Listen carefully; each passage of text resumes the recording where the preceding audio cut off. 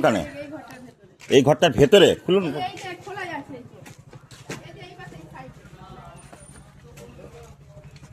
এই ঘরটার ভেতরে অন্ধকার না আলো আছে? কে দেখেছে?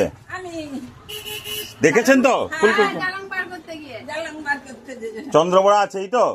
আচ্ছা ঠিক আছে ঠিক আছে ঠিক আছে আচ্ছা আচ্ছা ঠিক আছে আচ্ছা এবার আপনি আপনি সরে যান একটু। হ্যাঁ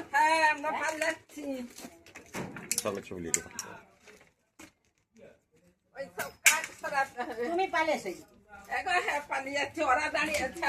কোন দিকটায় গেছে বলে মনে হয়? ওই দিকটা একটু বলে দাও। দেখে দাও।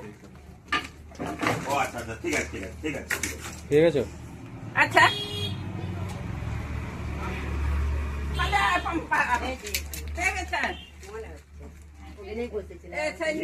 দেখেই তো বললো ক্যামেরা করছিস?